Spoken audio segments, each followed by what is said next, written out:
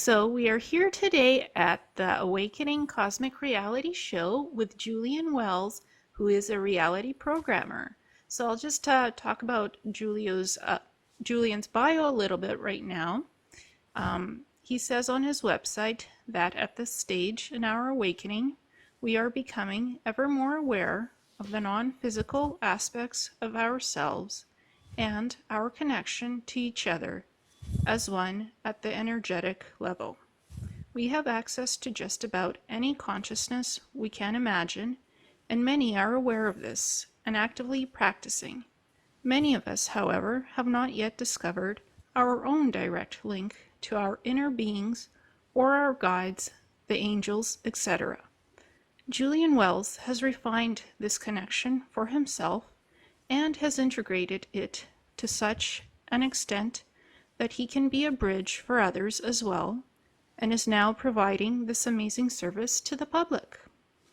He can tell you who your guides are and what messages they've been trying to get through to you, and connect with your inner beings. The messages come through symbolically, and he simply unravels them one by one. Many times there are dietary suggestions which come through as well to optimize your own personal process, suggested of course from your own inner being and relayed back to you. Julien can tell you your starseed origin, read what you're attracting energetically in your field, and access the Akashic records. Among Julien's own guides are Gaia, the Earth, and the Sun, so he can relay messages from them as well. Julien is a most kind-hearted wayshorer who is humbly making himself available to anybody who has been trying to make these connections with themselves and finding it somewhat difficult. Julien also has a direct empathic and telepathic link with the star civilization, the Pleiadians, and shares much insight from their perspective. Julien offers both private and public Skype or phone sessions. Julien, can you please tell us a bit more about your practice and services? So, for a couple of years now, I've been sort of getting to be known by people online through the radio shows and the interviews that I've been on. And I've basically opened up time originally just to speak with my friends, people that were, signing up as friends and whatnot. But it's clear that the messages and the conversations that I'm sharing are getting out. Mm-hmm. And basically it gets to a point where this information is becoming more and more in demand. And I'm finding out that my experience is one that more and more people are coming into their own. And oftentimes they're probably have a couple questions as to, how is this happening? Or, am I on the right track? Or, is there any guidance that I'm having blockages receiving?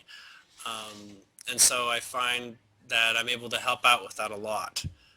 Initially, my reason for being public in the first place was I realized that I was having some fantastic examples of abilities through my awakening that were both inspirational, because I thought they'd be inspirational if I had known about them when I didn't have them, and basically showing how they can come to anybody, and that being psychic is actually something everyone has.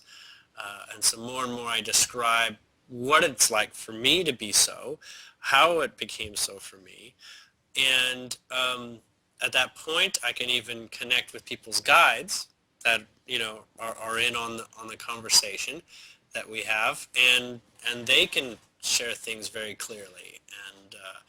And personally I enjoy that quite a bit, because I'm getting some very visceral communications from people you can't see, you might say, and often what they're sharing is useful for me too.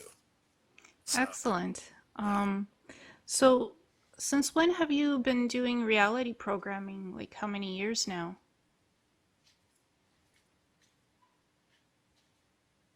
in terms of like your business and personally and with the people? Um, so I want to say it's been a couple years now. I want to say since about the beginning of 2013. Um, and I don't know how many private sessions I've done now, and some of them are public, but it's somewhere in an environment of a couple hundred. Um, I've gotten really comfortable with it. I've also, been on radio shows that, of my own making, the transitioning show. That's cataloged quite a bit of time as well. But communicating with the Pleiadians could be considered at the beginning of when I started speaking publicly, because I found an ability to speak to some of our local visitors. So the Pleiadians that I speak to are not in the Pleiades, they're here in our solar system. And I first got the idea to communicate with them, or try to, just by seeing, am I able to? Mm-hmm. I didn't know anybody on Earth that was very telepathic, but I knew that they were. And I suspected that were, and it wasn't even Pleiadians, I just suspected aliens in our solar system that we saw UFOs going about, because I believed in UFOs. I figured they had telepathic ability, so I basically reached out in the way that I know how to focus and reach out and make a request, and I did. I did get a response. I did begin talking with them, and finding out that they're actually quite organized. I actually connected with some Pleiadians whose purpose it was to monitor Earth and gather information and share this information, as requested by other groups that are also visiting and in our solar system watching people of Earth. So they actually caught my call out. They answered the phone. They were not expecting it. And so they had to send me to their supervisor, or whatever, their manager, whatever's like, the one level up that can make better decisions about what to do. Mm-hmm. And I started speaking with that Pleiadian and became friends with many, and made an agreement that they can watch everything that goes on in my life. So oftentimes I could say they're like my guides, but oftentimes I hear them talking to me about things that are going on around me, because they're there. Mm-hmm. They've chosen to actually have a regular arrangement where people are taking turns watching me all day. So they're always there. They're always collecting. Most of the time they're silent. I've made decisions about when is a good opportunity to interrupt me and when is not. They've gotten to learn about things like that. Like at the beginning, I didn't want them following me into the washroom and things like that. Right? But yes, I've got a lot of friends, because it's not just one individual that watches me. They cycle through. And then I've gone and spoken with them as a group. Mm-hmm. And I've gone to a point where my connection is so strong that I am able to perceive their ship. I'm able to bilocate without even closing my eyes. I can see it very clearly. And every time that I return, it's the same image. It's like I get, well, not the same image, but it's the same environment. Like I can navigate through it in my mind, much like imagining walking through my house. Mm-hmm. Right?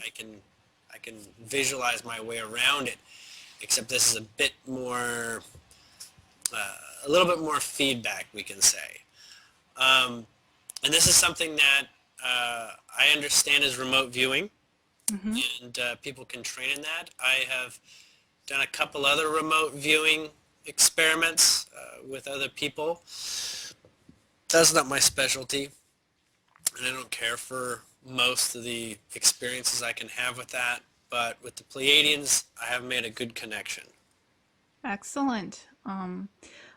That brings us to our next interesting question that relates to this. What is your clairaudient process of speaking with guides and inner beings? Well, I gain a lot of feedback visually. So ever since I developed a clarity of seeing energy, everyone does. We just don't give a lot of attention to the information in that. So as you develop your ability to see energy, auras and whatnot, mine got to not just seeing light, but the full color spectrum, and then also the sensitivity training that I went through helped me become more of a state of mind that's aware of the subtle information, um, as well as training with feeling things with my hands, feeling energy. I guess there's lots of different ways to do that, but in training those areas, giving focus, trying to feel things with my eyes closed before I touched them, and feeling proximity of energy and things like this, that they started to feel like little magnets, like when you push two magnets together that are trying to repel each other. I can feel energy like that. And sometimes they come with feelings. It's interesting how you like feel something, and even though you're just recognizing it as sort of like an energy push, like a density, they tend to have feelings and colors sometimes. But my process when communicating with guides, I'll have to go back to when I started doing that, because now I'm just used to it. When I first was beginning to do that, I recalled my own very distinct experiences where I was talking with an intelligence that had answers before I can finish completing my questions, right? And that way, I was assured my mind in many ways was not sabotaging the information. And especially the answers were at the most profound levels that I can understand the answers. If I took a moment, listened to it, realized, wow, that's an amazing answer. And so I got really strong cues, really strong enjoyment from having these connections with my higher being. And I began to become familiar with what it's like when other beings, other than my higher beings, speak. It's a lot like recognizing different voices. As you never sort of forget a voice. Every identity is contained in the resonance of a voice. Well, there's identities retained in the vibration of the feeling of their presence when they speak. And there's a very large range of that. But I would say when you're first learning to be clairaudient, it's going to appear to be like your imagination, right? But as you know, sometimes your imagination is very intense. You think, I think I heard something. Maybe you did on a physical vibratory level, and maybe you didn't. Maybe it was a different level. The brain interprets these experiences in many ways. The physical world isn't as physical as we appear to think it is. Our body's reading these vibrations. And so whether it's clairaudient or a visual experience, the body has a way of interpreting it so that your mind can start to use it. And for me, it's a constantly developing process. It's always getting better. I noticed that the biggest factor, however, is my state of mind. So if I'm as little judgment as possible, or as little sort of like investment in terms of what I'm needing or asking for, I can be very, very good at delivering what wants to come through without sort of blocking what's possible. Sometimes I definitely am told that I'm resistant to some information coming through, so it takes a little longer for me to allow things through, but I choose not to channel.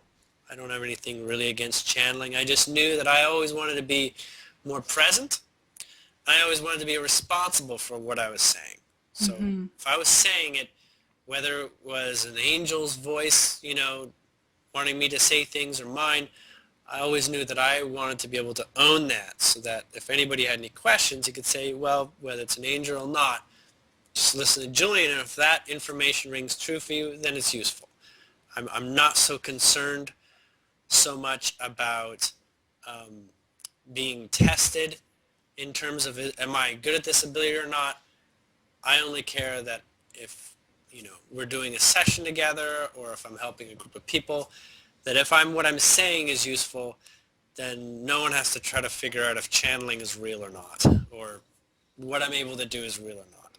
It basically Exactly. lives on its own merits. Exactly. I'm the same way. I choose not to channel. My higher self talks to me directly, and I pass on the info to others if it's meaningful, and I ask them questions whether it relates to them or not, and we go from there. I sound like me and I am me, and whoever comes to me, like totem animals, spirit guides, whatever, we just talk directly to each other, and if there's a message, I say it in my normal voice who I am. It's direct communication. Yeah, it's and you'll probably already note that being spontaneous doesn't give your mind time to start judging or organizing the information. So I find a lot of creativity comes that way, the spontaneity of not letting your mind start to figure out what you should have, and just Mm-hmm. let what is abundant and of a greater perception of what's useful to you show up. Exactly. So yes, it definitely begins to look like your imagination, only it becomes very useful. And Mm-hmm. so I've come to trust these connections, and it's really the communication aided through the pineal gland, right? Mm-hmm. Because that's like another one of your senses, another one of your ways in which you can access information and communication, and in imagery Mm-hmm. and all sorts of things.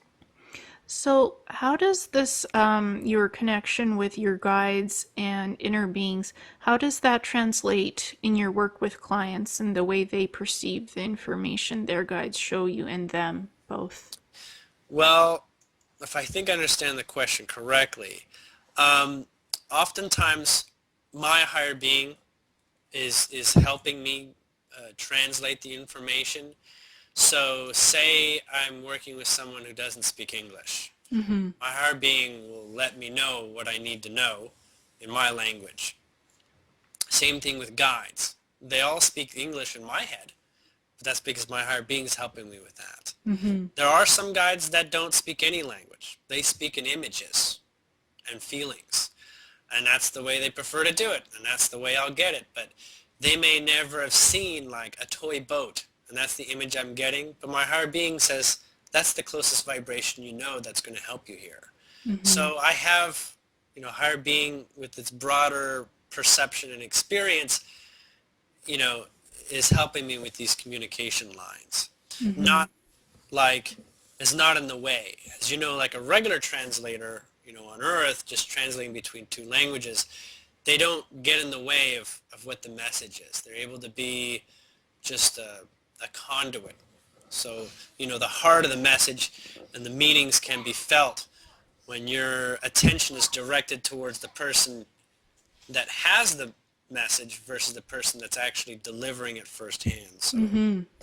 So it helps, since I'm used to speaking with my own guides and other beings, because oftentimes this is something that people are beginning to do and beginning to become aware of, and they want to have a more visceral interaction, and I've been there to help people get feedback and literal examples of things that they may not have realized was their guide's influence in their life. Mm-hmm. So give them sort of like feedback saying, yeah, that was, him trying to say something, or her, or it, this involvement. And I really, it touches me really deeply when we get to those sorts of experiences, because people start to see, I really am not alone. I'm really surrounded by supporting sources and beings. So that makes these sorts of interactions very rewarding on a one-to-one level. Mm-hmm. Can you please talk about your past and how you started meditating and why? I heard you speak about that before. So, I grew up with Eastern philosophy in my household. My parents took our family to see a guru and take courses and whatnot. And that was sort of like, we'll say, what I considered my religion at the time, because everyone Mm-hmm. had some sort of way to approach life as spiritual. Mostly it was Catholics around me. And and I began to realize that I'm in a smaller group of people that are aware of Eastern philosophy in my surroundings. But one of the things that was very important, that this particular guru that my parents and my family followed, was teaching meditation. Mm-hmm. And as a child, we don't tend to identify a lot of value with meditating because it's a lot of doing nothing, and kids are all about doing something. So Mm-hmm. where it came down was it was basically used to get me to calm down in intense situations. And it's odd because I was shown to do this versus my six brothers. I was particularly targeted by my father for some reason to develop this and to go in this direction when I needed it. Now, I didn't see it as lofty or special at all. I just saw it as, go in the corner and calm down sort of action. But the training eventually caught up and showed how effective it was in calming my mind and gaining this ability to listen to other parts of oneself that is hard to hear. It's hard to have attention when a lot of the louder, more physical present circumstances in front of us are sort of taking center stage. So this definitely helped me develop my ability to be sensitive by choosing to find a way to clear the space of lots of immediate circumstantial data in my space and push it out to leave some subtler sources of information to show up, which also helped me build my sensitivity to seeing and feeling. Excellent. Um, it leads into the next question, which relates to the previous one. How did you develop your clairvoyance, clairaudience, energy sight, and energy sensitivity, and in what ways? So uh, I had a teacher that I followed for a time. His name is Michael Monk, and he runs the Avatar Energy Mastery Institute. It is an online course slash program that anybody can sign up for. I believe he gives free trials as well.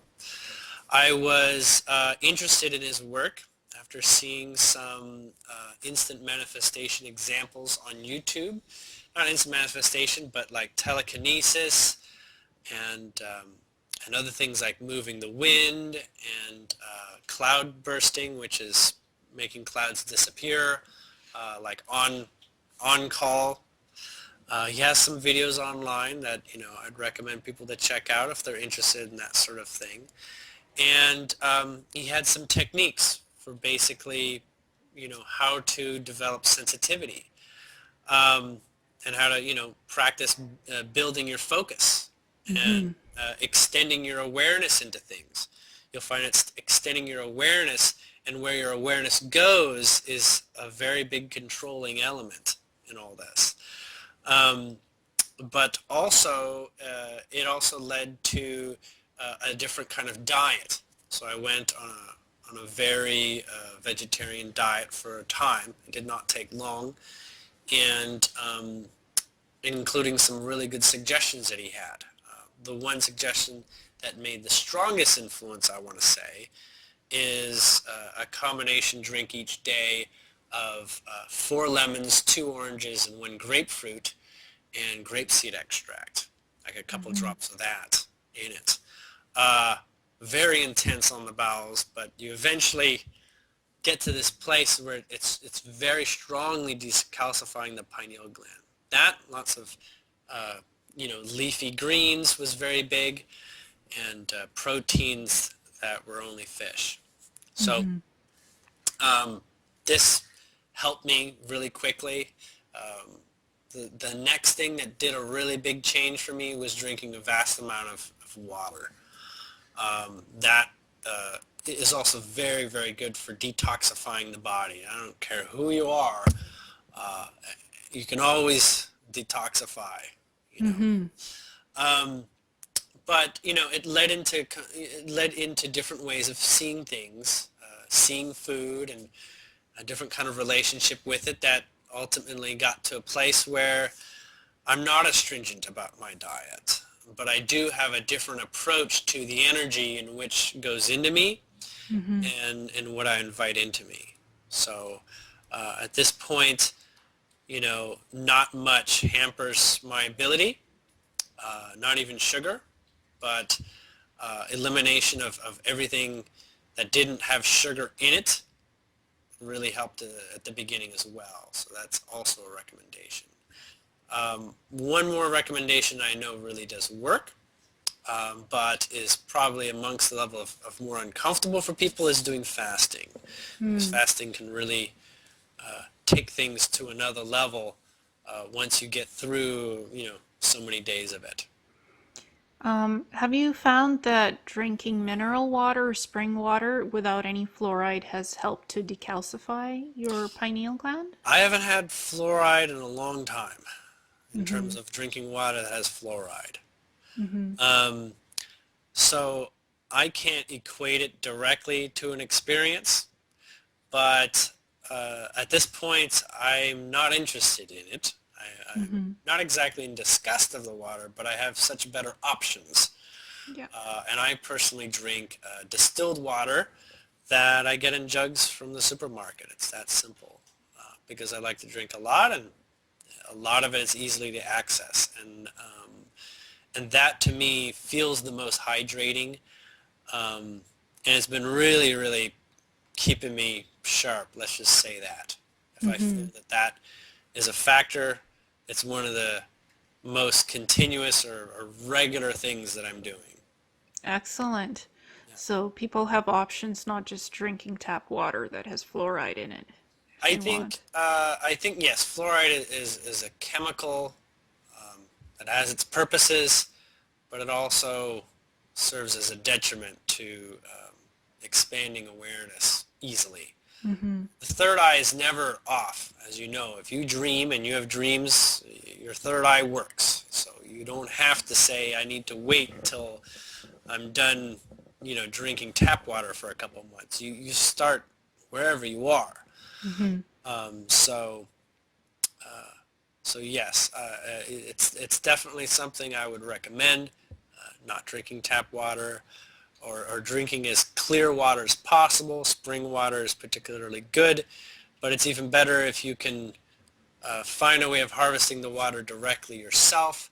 So like a natural spring and you getting it is ideal, because all these things have life to them in Mm-hmm. different ways. And anything that goes through a packaging plant is going to be disconnected from nature to some degree for a Yes. time. So, but of course, what I was meaning before about my approach to food is that your intention, if you choose to make an intention, going into your food can make your food more useful to the body in just the way that your intention chooses. Awesome. Yeah. Have you ever worked with crystals? And if so, how has that helped you in your life? Well, I was introduced to crystals on my sort of major awakening trip to Mount Shasta in 2013. And I was introduced to it in a really big way. There's this fellow named Brian Porter, and he has an Atlantean crystal bed, as he calls it. And Mm-hmm. essentially it's a bunch of very large, heavy crystals, and a couple small ones, very rare crystals too, all collected on a copper wire mesh. And then they're connected to two metal things that you can hold on to, so that Mm-hmm. connects you to all of that. And I lay on a on a massage bed or massage table with an electric blanket that was connected to this copper system, and the crystals were below. And as I was looking up into the trees, I got a major experience through crystals that changed my life, we'll just put it. Mm-hmm. And after that point, I started becoming very interested in crystals. His at first, and then others. And I began to, since my sensitivity escalated so quickly, I was able to begin looking at them as people, as Mm-hmm. having their own consciousness that moves quickly in some ways and slowly in other ways. But I started to look at them as like sentient computers, Mm-hmm. a form of intelligence that can make decisions and can serve as tools, like, handle certain workloads. When it involves energy at a subtle level, it can work with all of that. And since everything is an energetic subtle level, before it ever becomes physical, it can basically affect just about anything. So crystals can, you can develop relationships with them. So if your relationship is strained between a crystal, it means it may not work that well for you, but it may work well for someone else. And so I began learning about how crystals tend to find their masters and tend to move on when the time is for them to move on. Mm-hmm. But when I could see the energy coming from crystals, I was immediately fascinated. Like studying a disco ball, it's just, Mm-hmm. you know, absolutely enchanting to look at. They still are. And I'm always curious to see what sort of life a crystal is led that leads it to want to have a relationship with a human. Would you say they're like record keepers and little mini computers? In as a way that a human has memories, yes, I would say that. Except, their memories may last a lifetime that's very long compared to Mm-hmm. us. So often, yes, they do come with their own background. They do come with their own collected information. Oftentimes, they're more interested in collecting information from the people that touch them and are around them. I had some very interesting epiphanies, downloads, and stories after touching them, uh, and touching some of the bigger ones. Interesting how it kept pieces of other people that had touched them in it. And then also learning about clearing crystals too was particularly interesting, to find out that you can create a space within a crystal so that it can begin gathering and studying new information that you offer it. Mm-hmm. And I've noticed they're often used for healing work as well, like what you experienced in Mount Shasta. Yeah, because you can really ask it to, and it may already have a personality that wishes to do this, where it will do things where it energetically on a vibrational subtle level offer healing energy. And healing energy is not much different than like a suggestion in hypnosis, Mm-hmm. right? Because in hypnosis we can get a suggestion.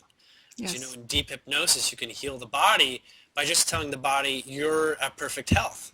And so the exactly. crystals can do this for people. They can basically resonate these in ways that the body feels, and our other levels of our body that we can't see, our extended, spectrum, that includes how the chakras are connected to us. Mm-hmm. Um, it can work on those levels. So even though you don't see the effects can be quite visceral quickly with them. Mm-hmm. And so they often, on a human side of things, can be very useful tools for amplifying our intentions and amplifying our sensitivity and supporting in ways that maybe we're not sensitive, but they can.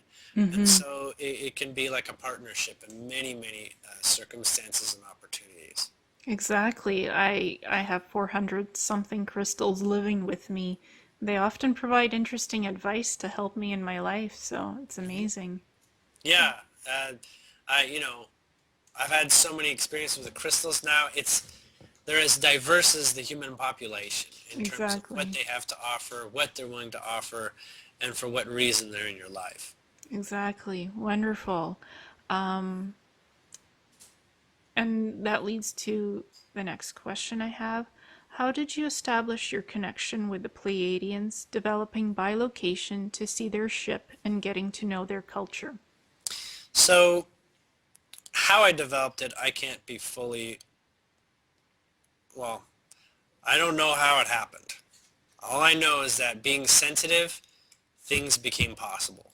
Mm-hmm. And the more that I practiced it, and the more that I had my attention connecting with them and listening to them when they had things to say, the more it became a relationship, right? More, Mm-hmm. just like any human, you spend time with them, you get to know them, your relationship develops. It may not mean that you do anything differently with them, but your relationship is on a different talking level even. Mm-hmm. So it developed through this agreement that they were to be allowed to contact me and follow my life, because there was a great amount of information that they can get about what humans are going through by watching the camera of me in my world. Now, Mm-hmm. they knew that not everyone was up for this, and that some people's higher beings would not like to be on film. And those are apparent in a vibratory field. And so those that did not wish to be a part of what I was doing in terms of allowing them this ability, they simply wouldn't appear on there. So Okay. sometimes they'd see me have a one-way conversation. They would Ah, have to guess at what's going on the other side. So it's not like a real camera like we have. Literally, data can be omitted mm-hmm. based on energetic contracts that people have between each other. And what's been your experiences on the ship? What have you seen done I've there? seen a lot of exciting things, and I have to say, it used to just take me entirely there for long periods of time, and I wouldn't want to leave. I mean, like, I'm not even sleeping. I'm just sitting there having an experience with them. But my bilocation got to a point where I actually manifested a twin of myself. Mm-hmm. Doesn't look like me, but basically a Pleiadian body that took form and acts as my avatar. I know that sounds strange. I didn't decide it was going to happen that way, but it turned out that was the most efficient way for things to help me have a relationship. So this one is very much like a twin for me. Mm-hmm. And acts as my voice in many ways, and gives the Pleiadians something more visceral to look at than just a computer screen that they have. But I got to see where they do their monitoring, what their computer stations look like, what their hallways are like, what sort of entertainment they like to do, what the lighting's like, you know, what they all look like physically. So it's not, much stranger than looking at an episode of Star Trek with a bunch of Mm. interesting races sometimes, but mostly all look human. Um, to me, the ones on the Pleiadian observation ship that I connect to, those are the ones that I'm very familiar with. I've been on other ships by request for me to check that out, that experience, but for the most part, that Pleiadian observation ship is kind of like my own. And Excellent. I've seen enough of their life that they're very influential on who I'm becoming, and their approach to life is more and more becoming my approach to life. And Mm-hmm. that has led to more and more of me and my Pleiadian DNA becoming alive and active. So in some cases, we can start to talk about me as if I was a Pleiadian, or I can answer in a way that your general Pleiadian might answer something. Exactly. I mean, been seeing myself in my vivid future dreams being a Andromedan Pleiadian hybrid, like a blue woman who's 6 foot tall. Mhm. My DNA transforming eventually into that, which is interesting. Are any of them blue, or are they just white skinned like us? They are pale skin from all directions of pale. So we don't have a green pale skin. No. We're mostly pink, pale Mm-hmm. skin. But yes, there's, more yellow, there's darker, as we understand, people with a tan. but it gets into directions that almost look like a gray, and not like an alien gray with a large head, but like a gray color. Yes. And the pigments can change, like, you know, the sides of the face, it can be like a darker color, and the front of the face, it can be lighter. So there's lots of interesting pigments that occur. Generally, they all tend to be pale. Sometimes they're a strong color, and so when I look at Pleiadians, there is no, you know, Caucasian with blonde hair stereotype with them. They do tend to be all very Caucasian appearing, but sometimes it feels like they're albinos of races that we see here that are like of a more colored nature. And I also see that they have many different heights, right? But the consistent thing that I find with their heights tends to relate to the level of awareness that they're in. So we say it's a 3D level of awareness, there's a 5D level of awareness, there's like 7D level of awareness. They tend to get taller and thinner a little bit in that sort of approach in general. Interesting. But I mean, their clothing changes a bit too. It goes from more rugged to more like just cloth hanging on you Wow. as you move up. Wow. I mean, I've met some Andromedans while working with Tolec from Dakota, who's a representative for the Andromedans. And I toured some of their biosphere ships, and they showed me everything from their sleeping quarters to restaurants, lounges, laboratories, hospitals, even down to their showers. And I rendered some images for Tolec for his Mount Shasta presentation. So that was an interesting experience. So I can relate being on ships. Yes, and you know, on the one hand, you know, you wish you could be there because you're like, this is utopia, right? Yes. This is awesome, right? And I've had to deal with my own disconnect with not being there, right? They would say, Julian's been up here too much. This is detracting from what he's doing, you know, and from where he is. We don't want him to be longing in a way that he's missing it, and that's, you know, a negative experience for him. So in many ways, I'm, you know, working towards that experience myself and getting to be on ship, and I've seen timelines projected that lead to that very soon, you know, so I'm like, oh my God, let's get the show going, right? Exactly. But on the other hand, it's not so much that I'm choosing to be a Pleiadian representative, you know, speak on behalf on a full-term basis.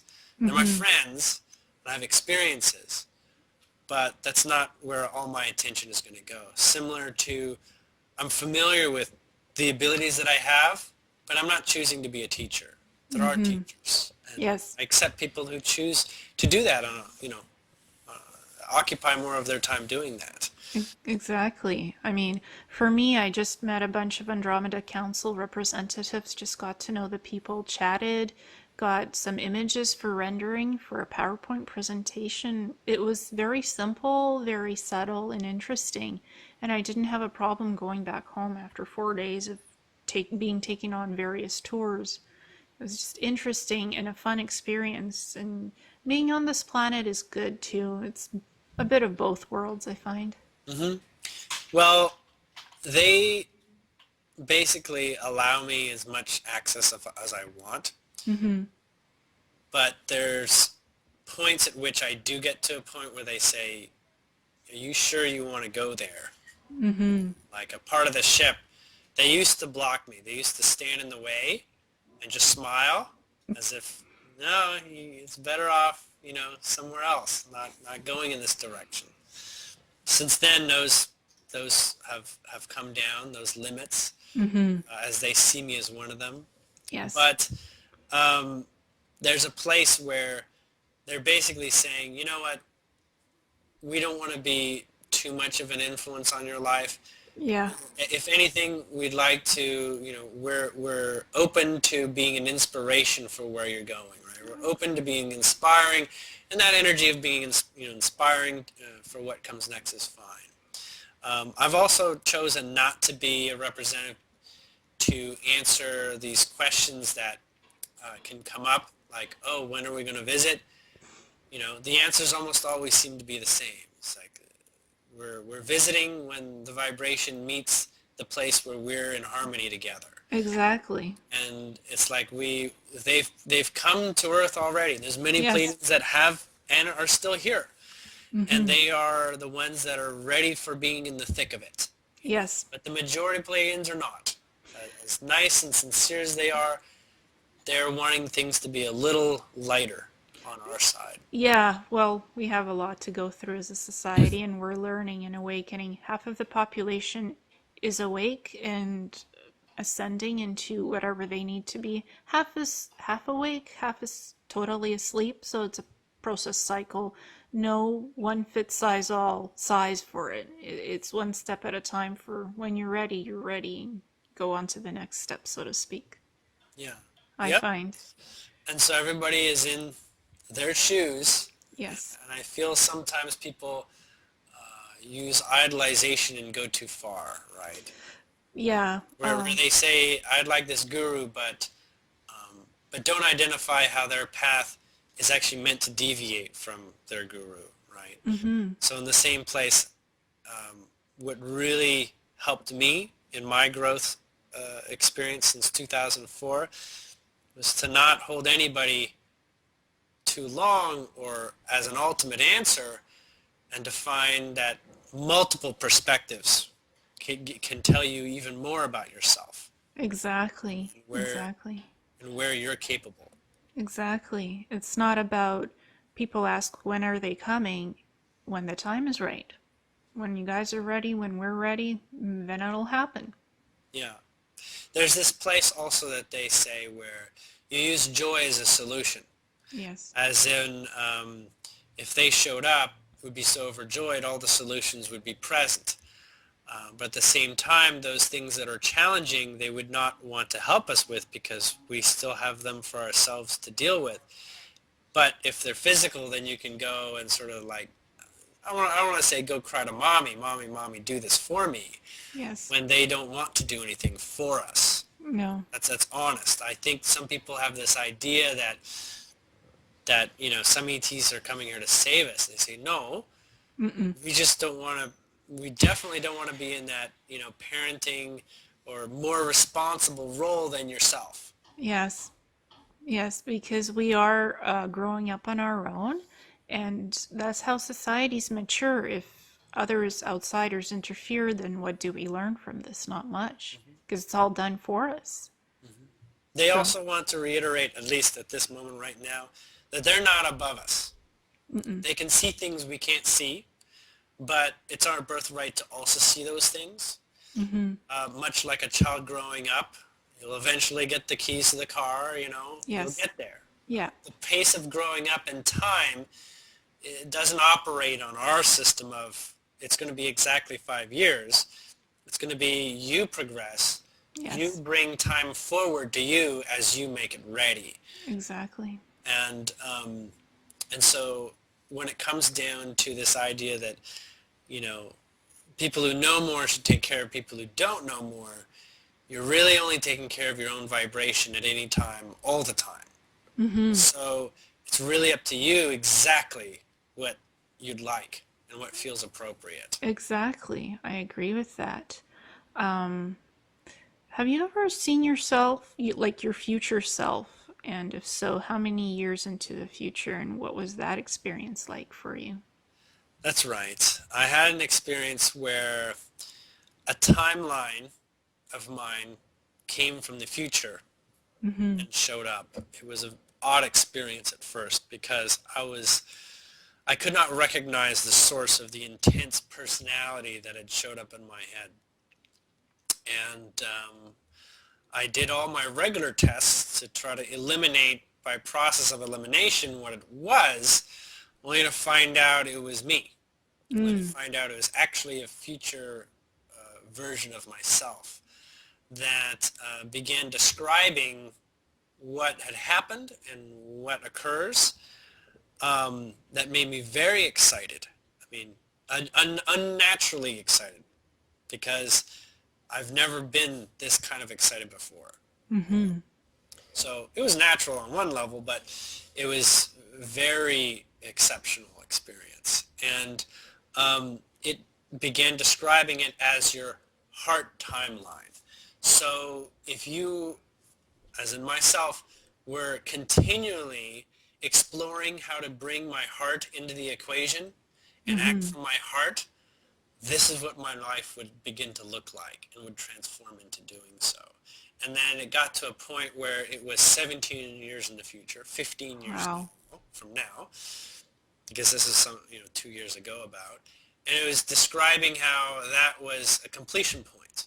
At that Mm-hmm. point, that was a good ending point of the story to bring back up to this point, because after that everything changes again for me. Exactly, because timelines can change. They change in which one you're on. Mm-hmm. You're actually always on some mode of understanding that there's a direction going on and that you have a predictable thing, something that follows it, and that you have predictable history that led you to that. But timeline is a mental equation that simply Mm-hmm. describes pictures in a slideshow, Mm-hmm. right? So you can be in any picture you want if you decide to slide that in, but the mind prefers something a little bit more sequentially organized. Otherwise, it starts to feel like it has no purpose. If you start Exactly. living in a land of entirely dreams, it starts to feel like, what am I here for? Mm-hmm. And can you describe your plans for the expansion of your services and that are coming soon? Right. So I have already, I have sessions that can be booked at jwsessions.simplybook.me. Mm-hmm. And I have sessions that are both public and private. The public sessions are discounted a little bit, as I feel that helps get some of these great sessions out to the public, so they can be found on my YouTube channel, which is easy to search for my name. And that the exchange is in that certain amount of privacy. But I'm going to be expanding into doing talks with people again through Google Hangouts. I'm basically going to have a bunch of questions that I'm going to share, and people can determine what questions or subjects that I can explore with people, Mm-hmm.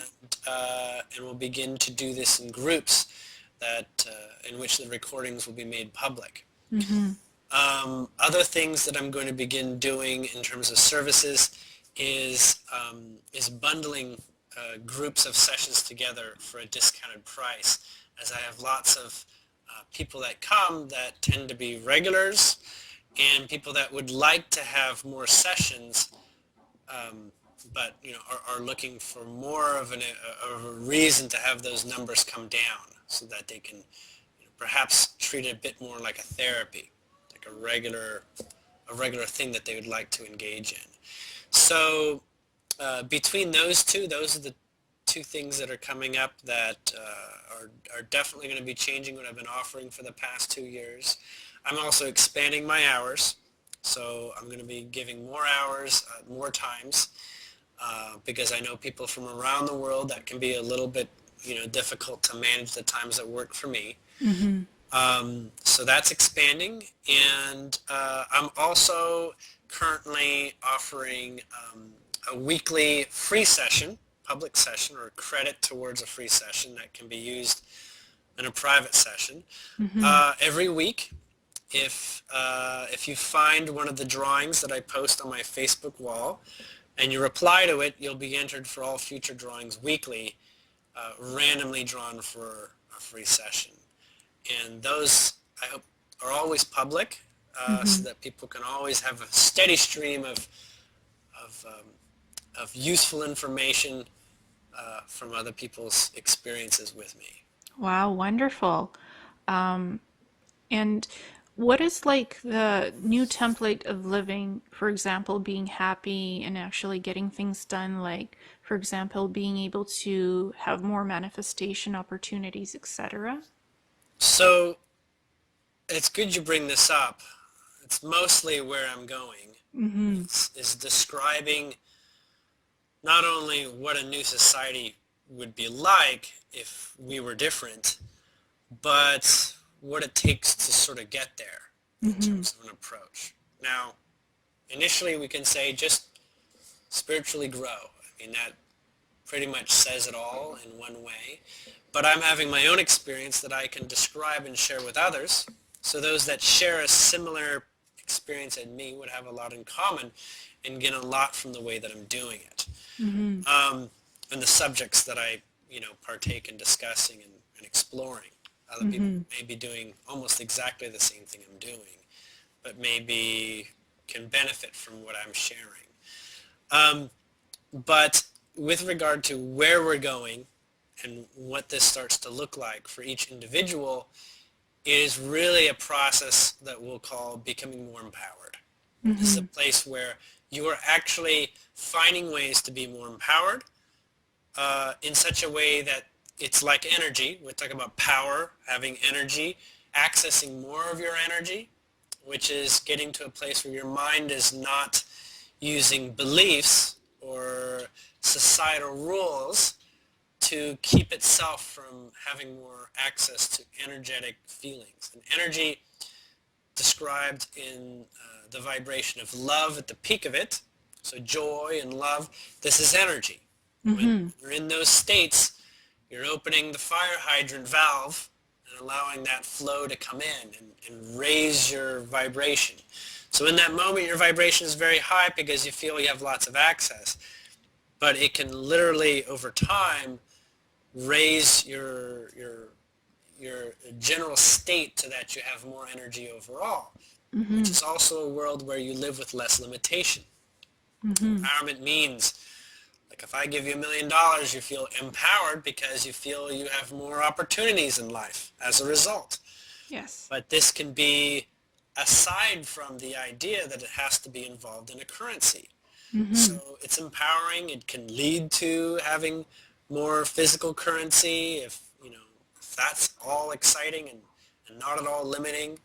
And so what I'm practicing is constantly a process of exploring the possible that may have been impossible and addressing the limitations that we can let go. Because some of these limitations, we don't know them very well. We don't understand why they're there.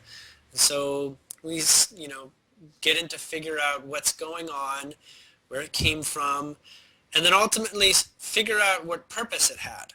And once it served its purpose, oftentimes, and you'll find that all things exist at the eventual level of it's meant to help you grow and become connected to your soul. So when you find the answers at that point, you can be at great peace, for its example, in your life or the experiences you've had, and you can move on. And so this is looking like an approach to life where you have to find the silver lining. And if you're not fully happy with the results you found, well, then you've got a little bit more to go. And you don't have to do it all in one shot. You can let it take time.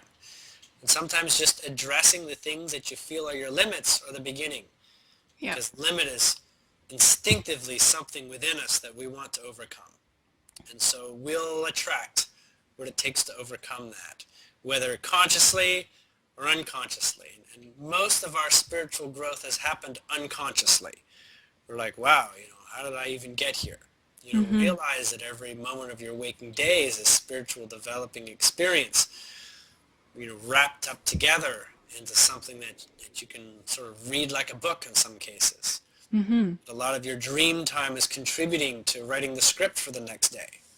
Exactly. It will show up. Exactly. But we begin to understand things like timelines and what free will is and what energy really is and what is what makes made manifest of our experience. And these things, when we understand these structures and explore these concepts, we begin to find out exactly how flexible reality really is. And we invite our mind to be empowered to be able to play with it, Yes. to take on a level of responsibility. It's like that Spider-Man quote, with great power comes great responsibility. Yes. So the mind, however empowered it can be, like a person who wins $1 million can within 1 year be back where they started because they never took the responsibility of that empowerment to hold themselves in that vibration. Exactly. If you're using it just for solutions, you can have short-term solutions. But Mm-hmm. if you want lasting solutions, you will raise your experience to one that doesn't attract what was already going on that bothered you. Exactly. Um, well, which leads to my next question. You mentioned timelines. So, what have you noticed happening with timelines and technology in the last couple of years? So one of the things that's particularly interesting to me is the subject of timelines. And for that reason, I've gotten a lot of insight as to the nature of time, its use, the function of why we're using it, why Mm-hmm. it's of any importance to us, why we don't just live the way the Pleiadians do with a looser concept of timing. Um, what is it that, stands out as being a subject of value to study on? And for me, it's gotten to the point where at first it was to help my mind come to grips with this idea that everything has a benefit, yet there's lots of things that I feel have not been a benefit, and I don't know how to reconcile that. I Mm-hmm. don't know how to reconcile pain in the world or something like this, right? And so when you begin to understand more what timelines are, you begin to realize they don't exist, that they're a product for the mind only, and that where you are and whatever experience you're having, whether you call it being on a timeline or not, is describing to you the nature of where you currently stand, what your vibration is, because everything is an outward projection from who you are and what you are in this moment. So, so time has changed, Mm-hmm. especially since the end of 2012. Timelines, basically, the idea that they must exist has really slowed down, has Mm-hmm. really been taken out of the equation. Partially because there was great expectations about what the 21st of December 2012 was going to be, as in time was going to show us something that we're expecting, even though you have no idea what it is. It opened sort of like a quantum reversal of mechanics, in which now time, because it didn't show up what we expected, now we're on the other side of the coin, where both anything is possible and time doesn't matter. Mm-hmm. So anything that we regard as time as being important is going to become a challenge in our life. So Mm-hmm. wherever we put deadlines or experiences with projections where it has to meet that, we're gonna have an experience that says, you know what, I'm going to make it hard on you to believe in that. And Mm-hmm. so we ultimately begin to step aside from empowerment based on scheduling, I guess we Yes. can put it. Mm-hmm. So that's what is particularly exciting to me, because even the people who are not seeking any spiritual progress whatsoever, they're experiencing it. Exactly. Exactly. Have you noticed if the internet, having that access to it, is helping people communicate on a more global level together and sharing more information with each other? So at first, the answer seems like an obvious yes, right? It seems like obviously people are communicating, but people still don't visit websites that are in other languages, for Mm-hmm. instance, right? So there is a global thing, but it tends to be a little bit more on the national scale and tends to sort of fit into where your language is, right? So all Mm-hmm. the English-speaking languages share an internet. All the French-speaking languages share a French internet, and what have you, right? Yes. Very few websites are actually presenting themselves in multiple languages, only the biggest ones. Mm-hmm. So on the one hand, yes, it looks like this world is communicating and all this. But on another level, it's really serving a request for us to have access and to more information. Yes. So our truth is that we're exploring beings. And the frontier where we can explore doesn't mean you have to travel to another country to have this happen. Mm-hmm. Now we can explore right at home or Yes. right in our pocket. It's on our phone. And this example of exploration is showing that expansion is a driving force, that Yes. we are expanding beings, we're learning beings, and we must always have this. And more access that we can get to this, the more that we are expanding our inner potential. You know, now you can learn how to cook a gourmet dinner just from YouTube. Um, but at the same time, it's also empowering us. Yes. Potential and empowerment is very good. And it's both a mind space thing, because the mind says, I'm not doing anything unless I see a benefit out of this. For the Yes. most part, mind is always trying to do the best thing for itself in terms of building a structure that creates a sustained activity or experience. As the mind is sort of a paver of grounding, and our expanded self, our higher awareness, is what brings in the new experiences, Exactly. creativity, you might say. And I've found that the internet, in terms of being able to share information on YouTube, like we're having this conversation right now, people can see it, and we've talked about a lot of interesting things, what's going on the planet, about your services, and just what's going on in terms of what's happening with the Cabal, the Mm-hmm. Illuminati, learning about different ET races. People are getting more information, more access to that, and it's becoming more open framed on the internet. Like in 2000, I could not find anything, or in the 90s, about this. Now it's coming up everywhere. It's like more open minded. People are interested in this stuff. It's coming up. And, you know, things like Facebook help too, Mm-hmm. social connection tools. Um, in many ways, they can be limiting, but in many more ways, they're opportunities. Mm-hmm. Um, and so as long as the approach is of a positive nature, it doesn't matter what's showing up. Yes. There's websites that can ruin your life if you visited them, right? So, you know, the opportunities abound. As long as your direction is in a positive direction, you'll continue to have technology or reality begin to serve you in ways so that you can fulfill those desires. Yes. We don't see that because it looks like it happens very slowly, but often that's how we live a journey, right? So I'm really happy about the internet personally, and I've seen what the Pleiadians have for an internet, and oh my God, the Pleiadians don't have their own like intranet type of internet. They have an internet that's like everybody's internet. Mm. Galactic groups work together with this type of internet, and I'm very excited for that, and understanding how it works is also very exciting. And I believe that actually humanity is beginning to do what that internet looks like. Yes. Um, Now, one of the major trademarks of that internet is that it knows you. Here, the idea of the internet knowing you can be kind of freaky, because it looks Yeah. like an identity theft type of, you know, you're using this to market stuff to me. Yes. But in their world, there's no attraction to what you don't wish. In fact, Mm-hmm.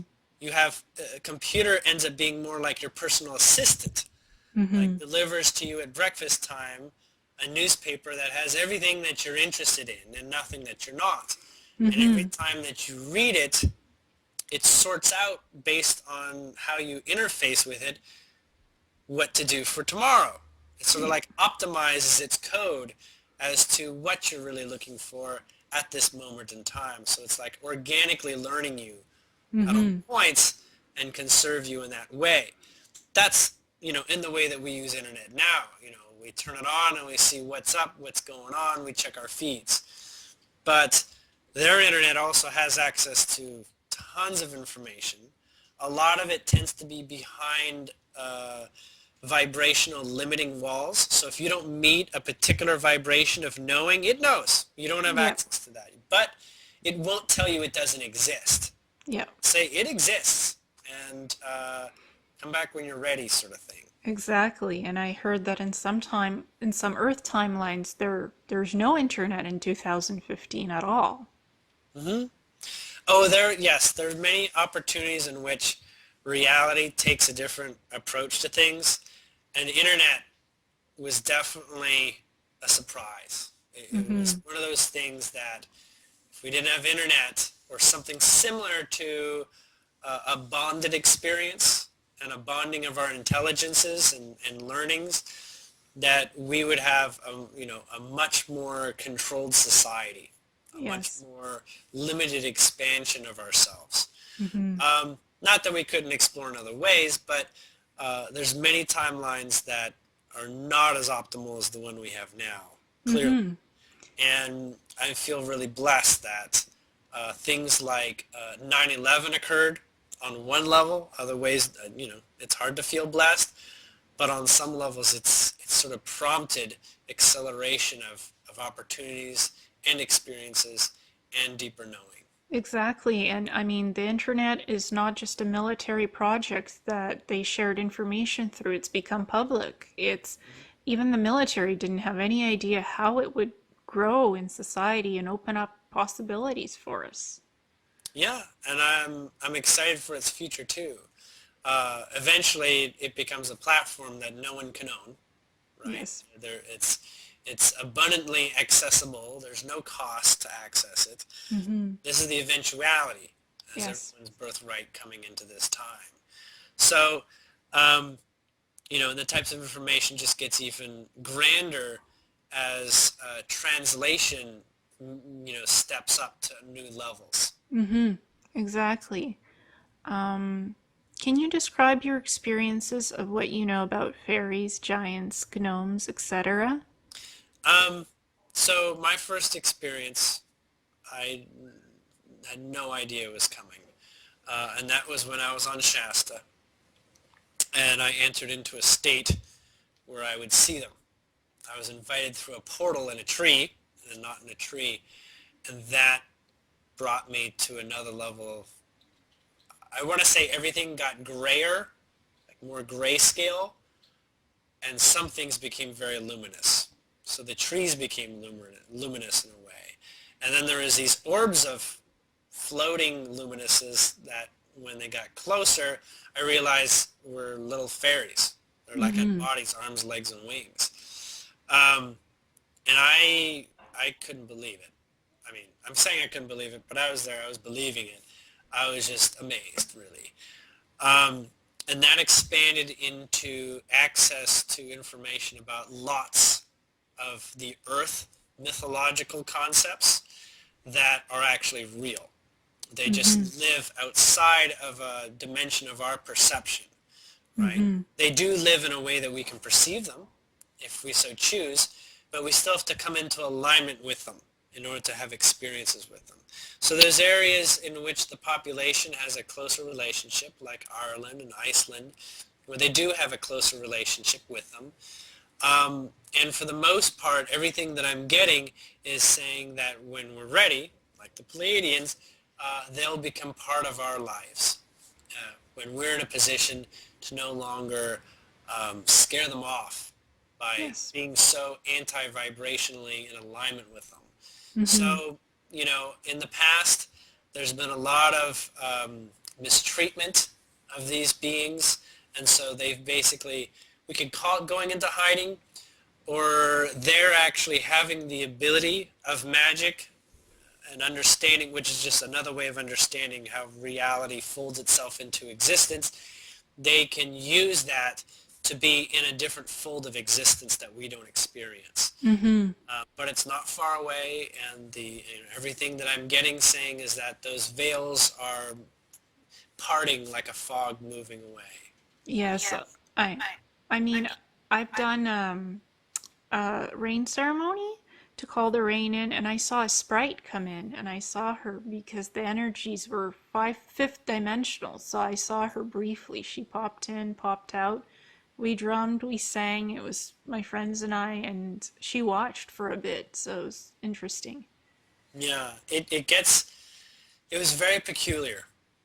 But I want to say one thing. It really helps to be able to see energy because at first they were just light. But as I had this ability to take time, it took into a shape that I can understand. So, fairies and gnomes and even goblins and trolls exist. They're not actually bad like we think they are.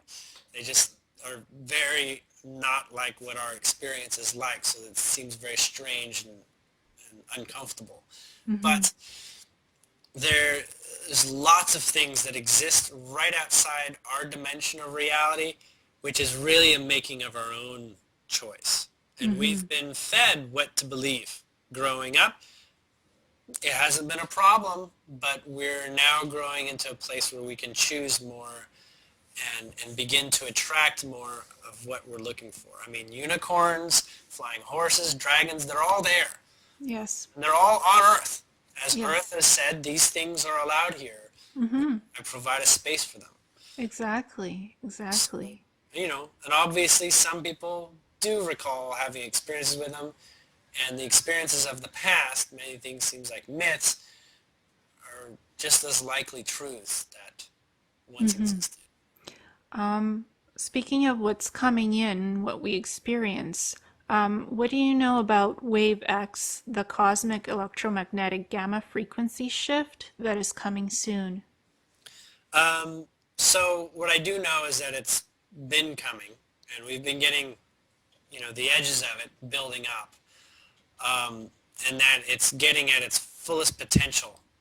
We'll say September 28th, right around there. And I've described before many waves. We're getting a wave. This is a strong energy, and it usually comes with a theme.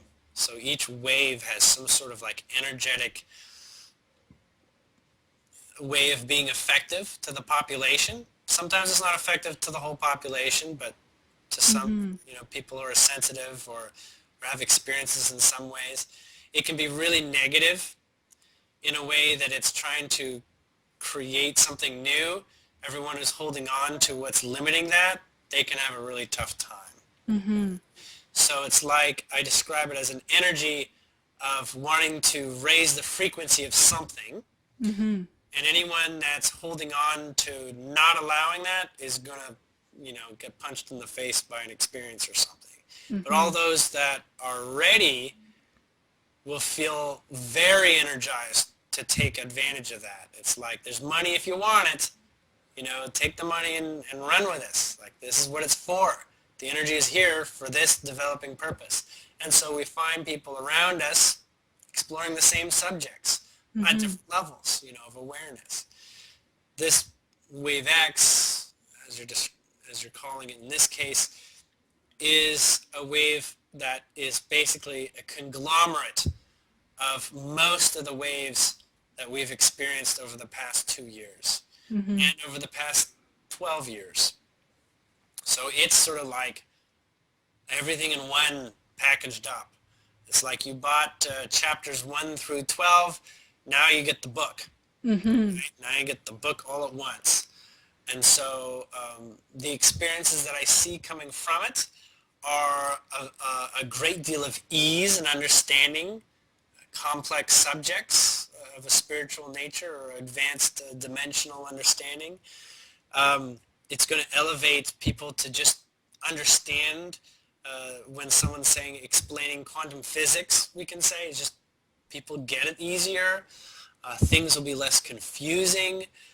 Enlightenment will seem like it's expanding exponentially fast, even in the ways where people may even have experiences that they've never had before, that have been ready, have been right on the edge of having an experience, but this pushes it over the top and says, let's just do it. Let's just take a leap of belief and begin to see, different things. So people at all different levels of understanding, spiritual, expansive kinds of thoughts will be taken to the next level very quickly, or will address what's limiting them from that possibility in terms of their beliefs. So there's going to be lots of people asking questions, a lot of people asking questions. I want to say a good 50% of the population at least will be asking questions. And lots of people who have been on their spiritual journey have been really riding at the top of of these energetic waves and making the most of it and really exploring themselves and what they understand of reality will be in a really good position to start supporting answering these questions. And it's not like they aren't ready for the answers. They're ready for it. They're just got a little bit of knot, a little bit of tugging back at the, at their heels by a belief that says, what the heck, how is this possible? And people like star seeds or, people that are also, we'll call awake, have the opportunity to really step up and be requested. So I see this happening all over. It's almost like no longer are the people that, like yourself and myself, would be called quacks, and be like, wow, they had something going, and maybe able to help us now get to this deeper level. In some levels, for some experiences, it'll look like I've got nothing to live for in the old world. Say the stock market crashes or something. I don't have any money anymore. I've got nothing to live for in that direction. What is life for if I'm not, raising money? And they'll start thinking about things differently. That's hey. Or it's like, this idea that wars keep showing up. There's always something I have conflict with. It's like, I'm tired of that. Exactly. My goodness. There must be some way outside of this perpetual conflict concept. And all these different areas are basically going to get a real good dose of alternative thinking and alternative opportunities. Like I said, I think for some people it's going to be a slap in the face experience, and for others they'll be like, you know what, I always knew that was true. I always knew that was more real or more useful. And they'll have things to back them up. It'll be much easier to be in fifth dimensional perspective thinking after this wave has washed through us that, goes to the end of the year really, but really gets pretty intense in terms of like the pressure building, on the dam will be at its highest point at the end of September. Exactly. I mean, I saw this wave. It's sentient, it's alive, it has 10 levels to it, 10 dimensional levels.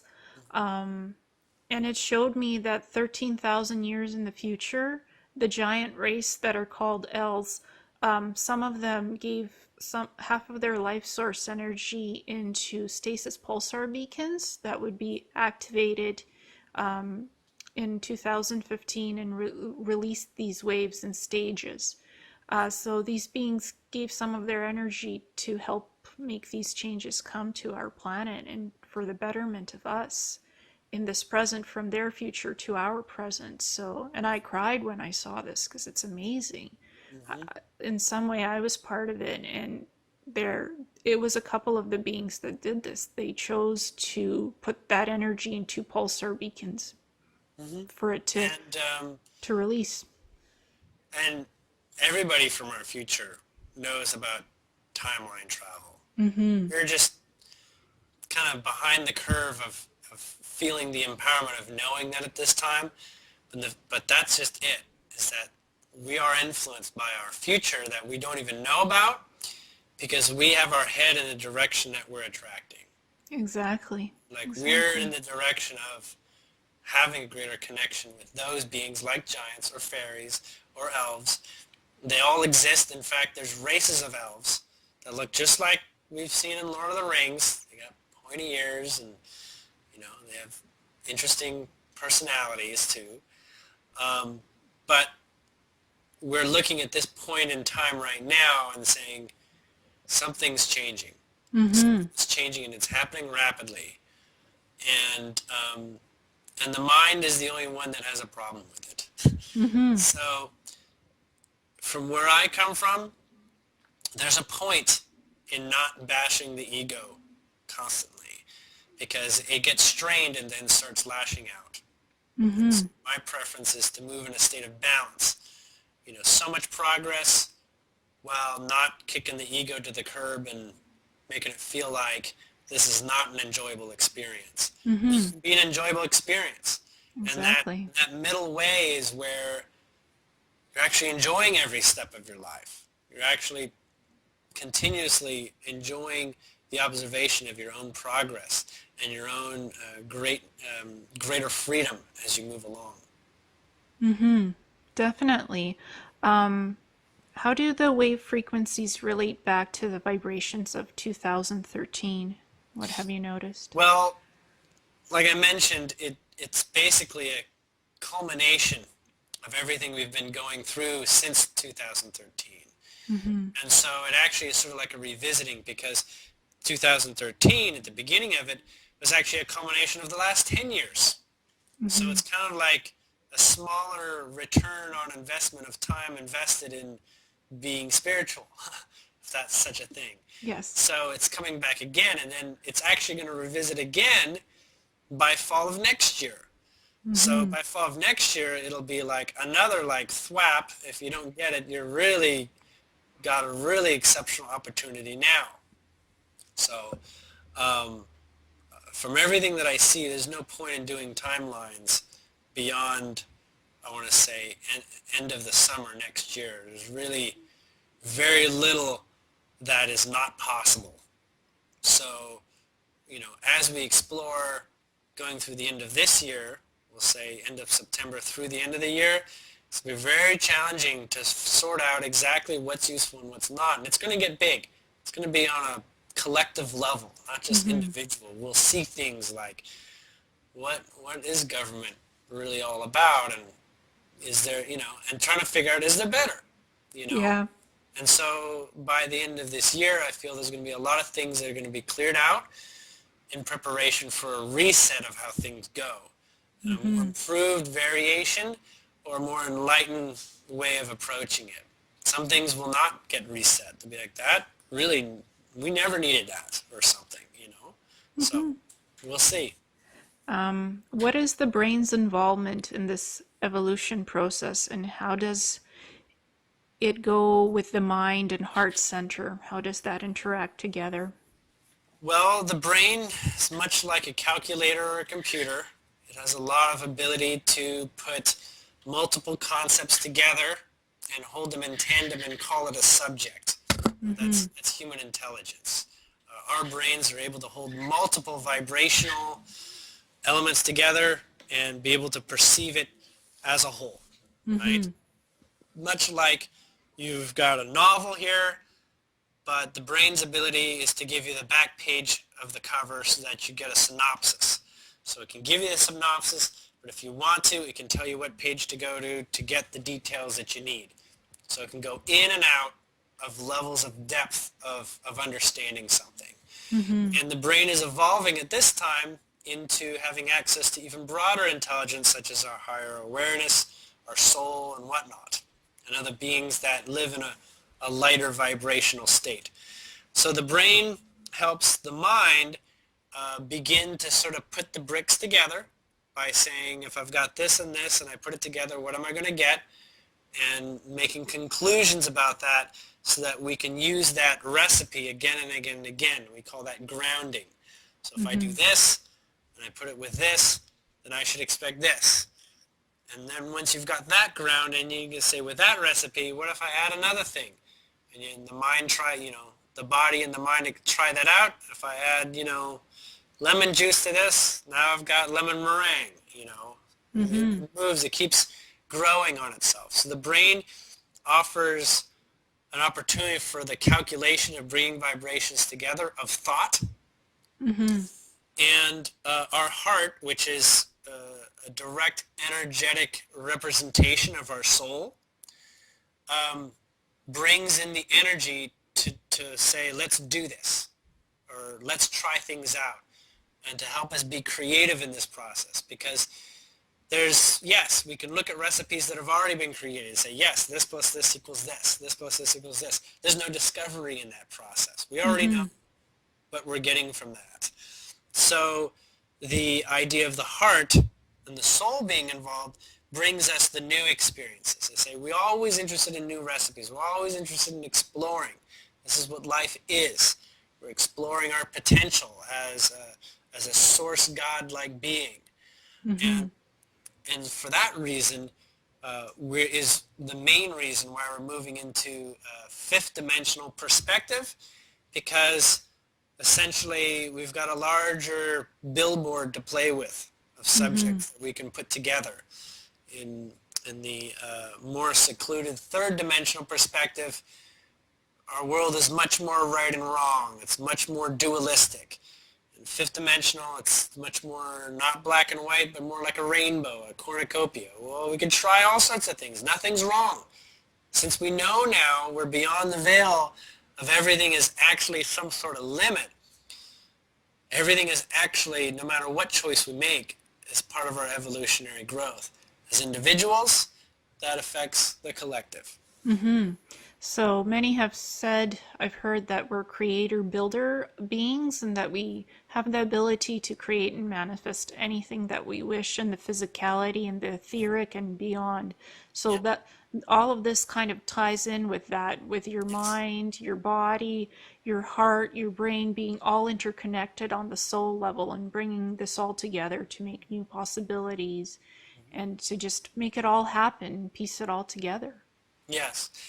One of the biggest, or it is the reason why on my website I'm terming myself as a reality programmer, is that is what everyone is. I'm just recognizing that I am Mm-hmm. and choosing to continue to evolve and grow and discover my innate abilities to be so. And Mm-hmm. reality programming is a manifestation approach, at least for the mind's description side of things. So this leads into the next question, which relates to it. Can you talk about the concepts of the freedom of forgiveness and what it means to be love centered from the heart in terms of being grounded, as well as how that works in conjunction with the mind and the soul? So I've identified already that the heart is the connection to the soul, and when Mm-hmm. you are in connection with your soul, and we'll call greater purpose, purpose that is hard to understand in just being in this human body, um, it feels good. And we call it love, at the highest expression of it. Love is Mm-hmm. like full blast from our Yes. mind's awareness. And the mind is always trying to organize energy to make do with it, try to make it work into something. So it's like molding the fire hydrant's water into something that can be like a sandcastle and eventually like a stronger castle and, create. Because when you take abundance of energy and you focus it, you can actually manifest something. Whether it's Mm-hmm. an experience or a physical object, which I've experienced, it can become an experience that you can use to build off of. So it's like building one leg of a bridge. It gives you opportunities to now work with the tools of having a bridge.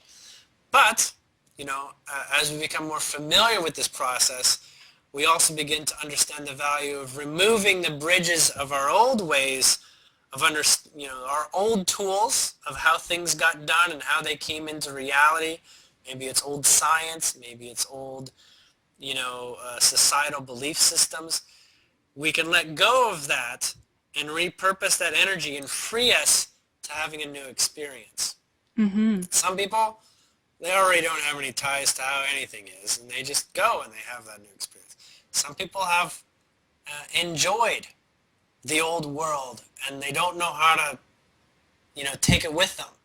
So they go through the process of, reharnessing that energy in more useful, abundant, freer ways.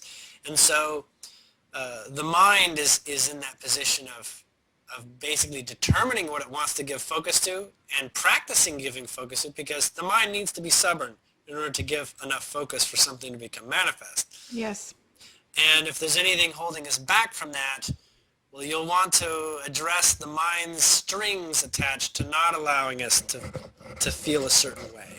And so in a fifth dimensional world speaking, there's essentially, the mind does not assume any limits at all and Mm-hmm. has addressed all the limits that it feels don't serve to the way that it is interested in creating.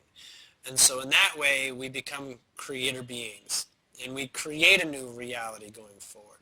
Not just because we want to manifest things in our hands instantaneously, but we can make whole countries decide to collapse by our will alone Mm-hmm. and be so.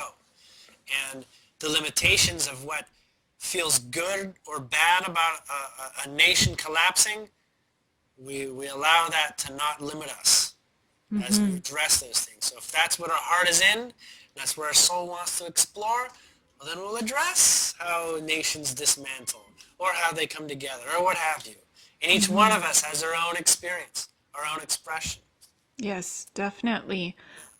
Speaking of your experiences, how have your dietary changes or any adjustments that you made, how has this helped you in your overall health and mindset?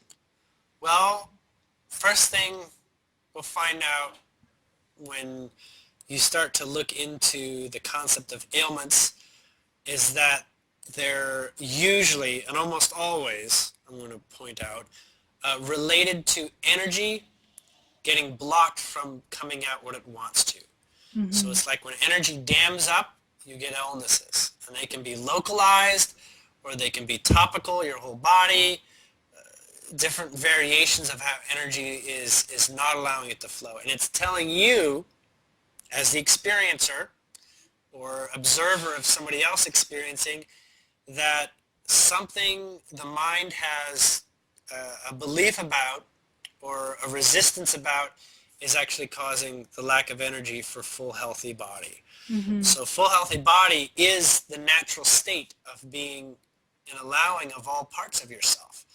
So each chakra tends to dominate a different part of our personality and the way that we choose to live as humans.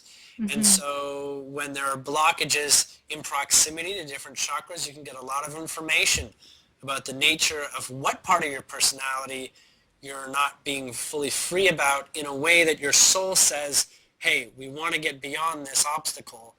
Figure it out, mind, and let go, or figure out exactly why this is actually a much better approach than the one you currently have. Exactly. And food-wise, what are you eating right now to be healthy, to be happy? Like, So or currently, my diet consists of no red meat at this point, as they are attuned to vibrations that I'm not ready to address on a first-hand basis of blessing it and whatnot. I'm mm-hmm. not, we'll say I'm too lazy for that at the moment. So it's a lot easier to be in love with vegetables and fish and, and some chicken, different levels. But also being in vibration of making food myself versus other people preparing food, because I'm more in tune of the vibration of the state of mind that I'm in while I'm preparing food versus having to trust other people. Now, it's not that I don't trust other people.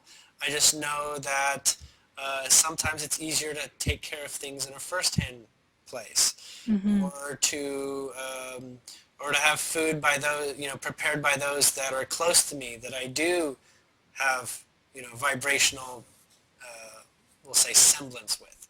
So for me, it is definitely having a high level of respect for food, almost feeling like it's glorious every time that I'm eating. And it's not like I have to try to do that. I've decided that is what it's going to be, and so that's what it's becoming. Every time I'm having a food, it's awesome. It's exciting. And as that excitement stands on its own, it can transform, a Burger King meal into something that's actually going to stay in my body and benefit it. Mm-hmm. So on many levels, the body knows how to respond based on the vibrational state that you're in. Now, I'm not going out and having Burger King every day or any sort of level of regularity. But when it does occur, I do know that it can be more challenging to hold my vibrational state of Mm-hmm. feeling the benefit from this. So yes, different foods I have a different alignment with, and I'm always looking, to constantly rejuvenate myself. So that leads me to things that are easier to feel rejuvenated by, for Ex- example. But yes, water is a big factor, because that is a clearing approach to the body. So it feels like it can clear out maybe things that you're not vibrationally aware of that you imbibed into your body, and so it helps you detox and things like this. So that is sort of like a backup measure for whatever I'm not addressing or not conscious of when I'm eating. Mm-hmm. So it's an additional tool that serves very well. But, Ex- at this time, it's clear that I'm losing weight mm-hmm.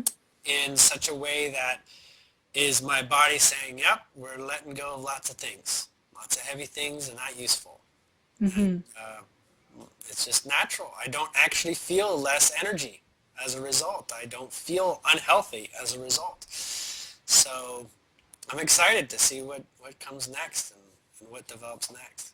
Yeah, I've experienced the same thing since I've cut out gluten, trans fats, and GMO from my food diet. I'm just more energetically more active and I've lost weight and I look healthier overall. Mhm. So it's definitely energetically the right food that works for you helps you and you're on a higher vibrational level with your food and you're happier with what you eat. Greens, veggies. I don't eat red meat as well. So I just eat ground turkey Mhm. on occasion and it helps me to stay active and healthy, more healthy. Yeah, and healthy is a measure of your vibrational state as well. Exactly. And as your vibrational state is accepted and enjoyed, the rest of your world is like an extension of your body. You don't Mhm. see it, but you're tied to everything you experience. So as you raise your health and your state of vibration, including your mood, of course, the rest of the world reflects this back to you. So you literally get kind of like a better world. I mean, why Exactly. not? That's from the higher being's perspective, why not? Exactly. I agree with you. Um, what is water programming or programming water, and what are the benefits of doing this? So water, from my perspective, is a form of crystal. It has the same ability to act as a crystal. It just is a much more fast-moving, energetic form of it. But it can serve as temporary crystal. Like if imagine you take a crystal and you mash it up into like a powder and you eat that, like sand, I guess. It's very similar, except a lot easier to work with in the body and works at a closer to the size of molecules and atoms rather than something that is difficult to get absorbed into the body and through the membranes of the digestive system.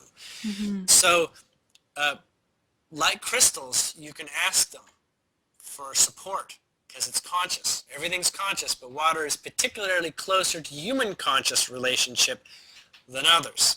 And so water can be considered amongst the most uh, useful tools to begin having a conscious relationship with and helping or asking for support.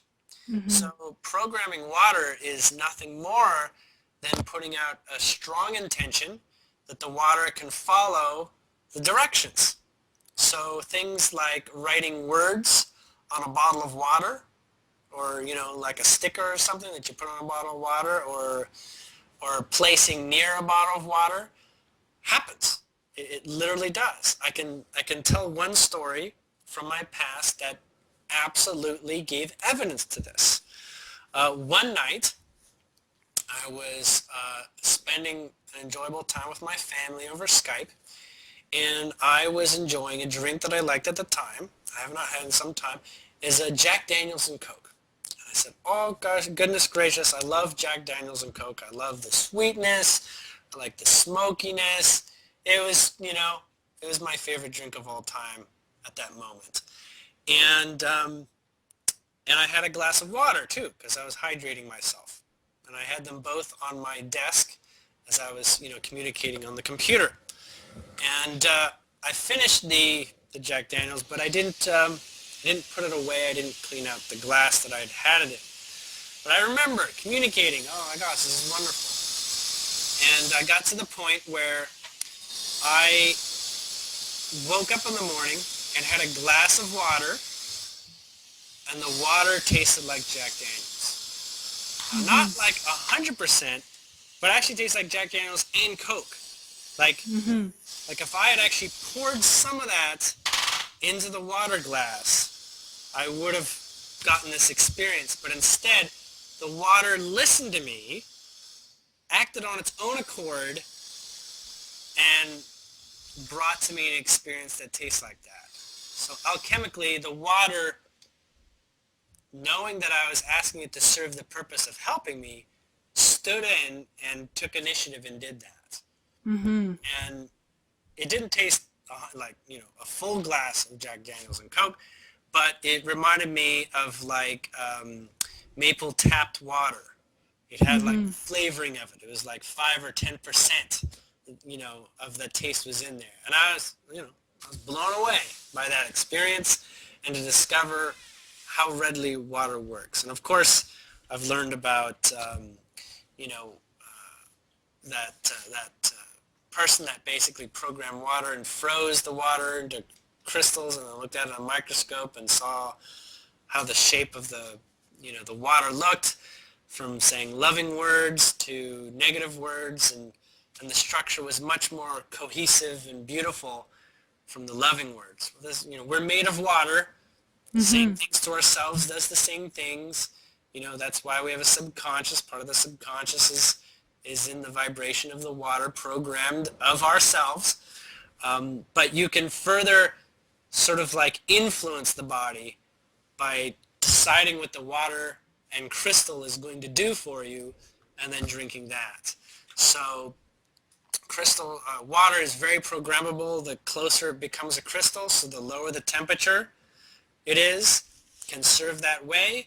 So a good idea is also putting maybe some words of encouragement or things like perfect health or states of vibration you wish to understand and experience with the water. Put it in the fridge overnight, give it some time to read the message and get used to the idea, and then drink it later. The Catholic Church blesses water. It's only a good thing. We can do this, and it's very easy. It does not take a lot of effort. So water is a purifier. In your example of drinking the Jack Daniels Coke, the water helped you to sort of distill a bit of the Jack Daniels so it wasn't as strong, kind of. It had the literal flavoring of it, Mm-hmm. and the message in that particular case was that I can be anything you want me to be. Mm-hmm. Right? If you have love for it, well then I'm willing to support you, because if you're going to love me the same way, hell yeah, I'm going to help you. Mm-hmm. It's that sort of thing. So another thing that is particularly strange about my anatomy I didn't mention is that, like many people, but in general, I have a very high tolerance to toxicity, like alcohol and whatnot. Mm-hmm. So, it's like it takes a lot more alcohol to get me drunk. So I just basically gave up. The only reason why I came across Jack Daniels is because I could get drunk off Jack Daniels and not off beer, Mm. because it's a strong alcoholic percentage. But in general, I don't see a purpose for being drunk anymore, or that sort of state of awareness. And but I can still have the experience of everything that I love from Jack Daniels as a Mm-hmm. flavor side of things. Exactly. Yes. Without it overwhelming you, like the water helped Right. balance the both the taste of the Jack Daniels and having some water with it, so it's not too strong and not too weak. It's perfect. Two Literally an drinks, improved, yes. It's an improved, evolved version of it, yes. a great drink experience. Yes. So we can do this with water, and I highly recommend it. I know it was easy for me to come into it quickly because I can see things with my energy sight, an observation of results. I can see when water is programmed. I can see the energy that radiates off it change. And sometimes it's as quick as what it, about the length of time it takes to stir in like a food coloring or something. Mm, It's about as long as it takes. It gets the idea, it runs with it. exactly. Especially when it knows that you're going to drink it, or that it has a purpose, like it's going somewhere. Like you're not programming this so that it can sit on the shelf. You know? Mm-hmm. I have heard you speak about the return of youth and reinstituting the child nature. Can you please provide some information about this concept? So the childlike nature that we'll call youth, as we identify with youth, is a state. It is a state that most adults don't experience readily. And this state starts to become lost as a state that has a lot of solutions in it. Because we believe we need to be, in alignment with our environment, and our environment suggests making money, having a career, doing right and wrong things by our neighbors and those around us. So being a child in a society such as the one we're in tends to get, pushed aside. But we are moving closer to the realization of how useful, how beneficial, and how healing our own inward childhood nature is. And this is where Gaia has been doing her work for us. Is a lot of what she's been doing is try to get us closer to the states that we existed as children. Basically, the vibration we had experiences of right before puberty. Puberty, I'm being told by Gaia, is actually a vibration of, I'm putting you out into the world now with other people, the human society, the non-Gaia society, so to speak. So it's an experience to go back and say, who am I now? And can I take a step back from being overwhelmed by what society says I should be and return to this state of exploring life and being open to potentials and things like magic? Because this is fifth dimensional living. It is much more the state you would observe like when you were a child, but being as an adult. So it's like a second coming of a more intense nature of creation. And so the concept of magic to a child now becomes a physical manifestation of magic that we once called magic, but now we're experiencing it because our mind is more disciplined in such a way to be on board. Yes, like what we call our psychic abilities, teleportation, levitation. That's a form of magic in and of itself because we literally go from 3D to 4D, 5D and higher and back again, back and forth from one to the other and traveling and evolving with Gaia, the Earth. She's evolving and we're evolving with her. Yeah. Kind of that So type of a thing. yeah, and she's moving along. She obviously does not have any sort of resistances of the mind, you might say, and so she's moving along quite well. And she wants us to come along. She's provided a space. She's invited us here to the party, and now she's offering her support to us. I mean, she has been always, but now it's a bit more obvious for many people. In that place where this calling to go to nature, perhaps, or for having a more natural approach, not genetically modifying food, but allowing food the way Gaia provided it in the first place is more useful to us. Things like this.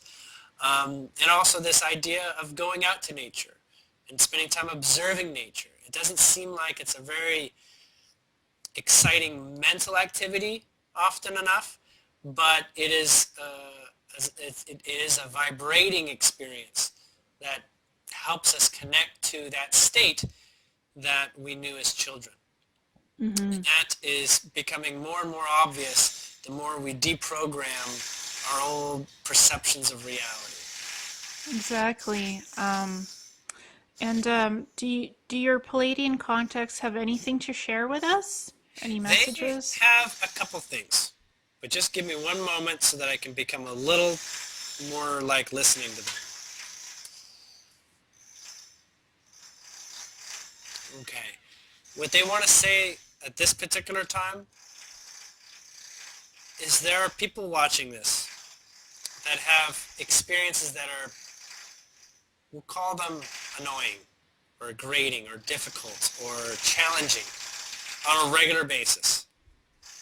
And they can see this, and they know that we're using them as excuses or reasons for not being happy.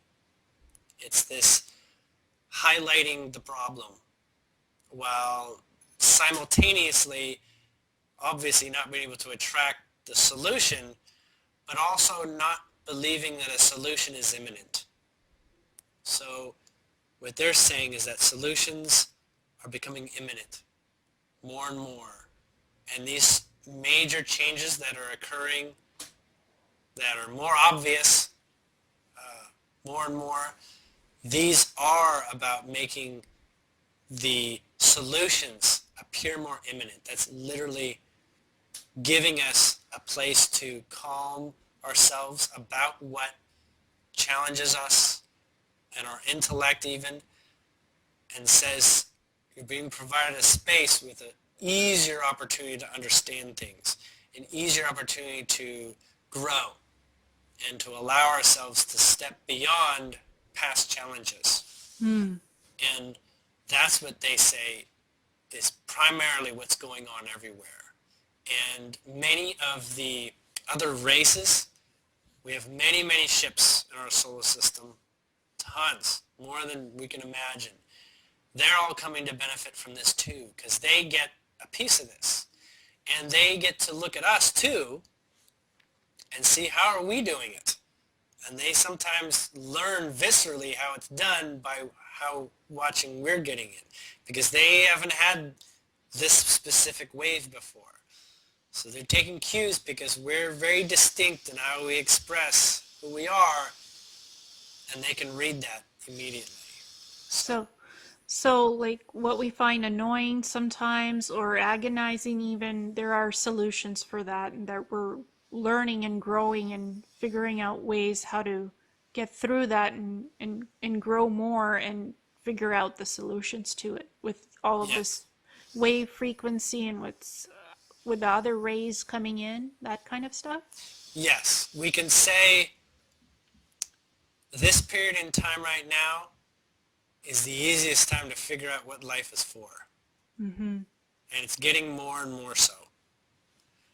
And we'll recognize, each one of us, more and more, what is less useful.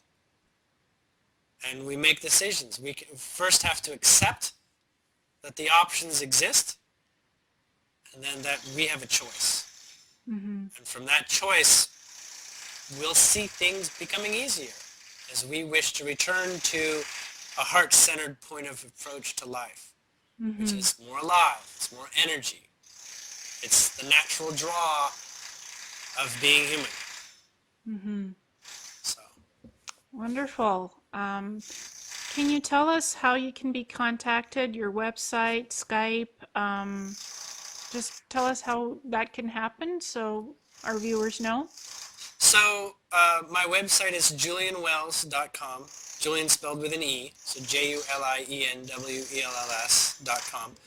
And from there, there's links to my YouTube and links to sessions that I've recorded, so you can hear more of things that I talk about. And my website also connects to my booking site. So if you don't remember the connection, which is jwsessions.simplybook.me, and you can book sessions from there. And you can also add me on Facebook. I'm pretty easy to find. And you can write to Julien at julienwells.com if you want to send emails. And I'm pretty easy to find on Skype as well, though I only tend to use it for scheduled events. Okay, wonderful. Thank you so much, Julien. It's been a pleasure having you on the show. It's been enjoyable speaking with you about all this stuff. I love sharing and talking about it. Me too. Thank you so much. All right. Wow, thank you. Bye.